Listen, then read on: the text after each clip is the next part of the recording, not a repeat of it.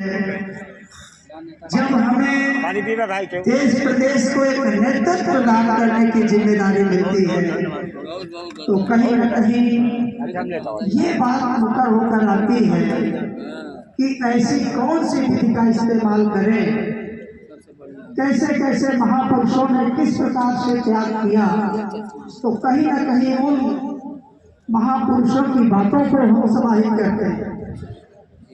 इसी प्रकार जो आज हमारा पीडीए है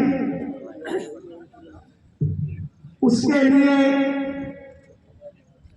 जो समाजवादी पार्टी के राष्ट्रीय अध्यक्ष माननीय अखिलेश यादव जी ने ये फार्मूला तैयार किया है, मैं दावे के साथ कहता हूं कि हम लोग अगर अपनी अपनी जिम्मेदारियां संभाल लें तो भारतीय जनता पार्टी इस पीडीए के सामने कहीं नहीं टिक सकती, कहीं भी नहीं टिक सकती। भाइयों, निश्चित तौर पर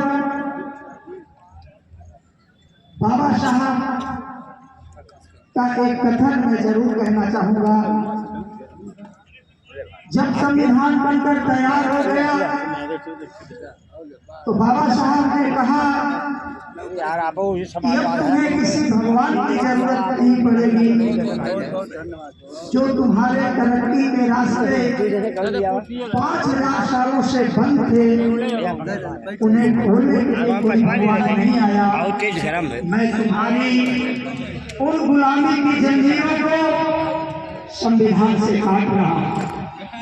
तुम इसका सही सा प्रयोग करके ऊंचाइयों को छूना, अच्छी शिक्षा प्राप्त करना, ये बाबा साहब का कथन है।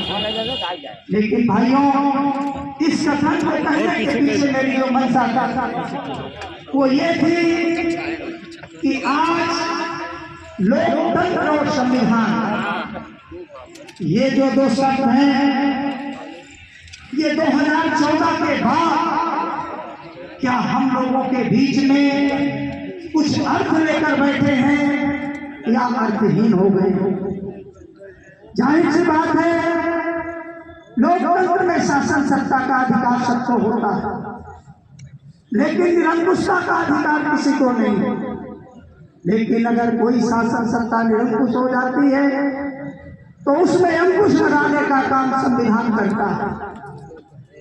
लेकिन अगर कोई संविधान को ही न माने, कोई षड्यंत्र के तहत संविधान को ही मिटा देना चाहे, तो निश्चित तौर पर फिर से कोई जन जागरण या आधुनिक क्रांति की जरूरत पड़ती है, और जिसका नेतृत्व समाजवादी पार्टी के राष्ट्रीय अध्यक्ष माननीय अखिलेश यादव जी कर रहे हैं। भाइयों, हम सब लोग कहीं न कहीं महापुरुषों की बताई हुई बातों को सीखते हैं। आज जो हम लोगों के सामने चुनौती है जिसको लेकर के समाजवादी काशीराम भी कभी कभी चिंता जाहिर किया करते हैं। उन्होंने कहा कि ये जो हमारी वोट है, वोट की रक्षा हमें उसी प्रकार करनी चाहिए जैसे हम अपनी बहन बेटियों के आबरू की रक्षा करते हैं। भाइयों, कहीं न कहीं वो जो महापुरुष चिंतित थे इन बातों को लेकर के, भारतीय जनता पार्टी षड्यंत्र के तहत इसी तरह वोटों को खरीद फरोख्त करती है। मैं ज्यादा कुछ न बोल करके अपनी बारी को विराम दूंगा, क्योंकि अध्यक्ष महोदय का इशारा हो गया है और माननीय महासचिव जी को माननीय मुख्य अतिथि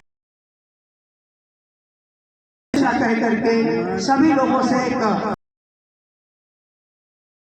व्यक्तिवादी नहीं बनिएगा,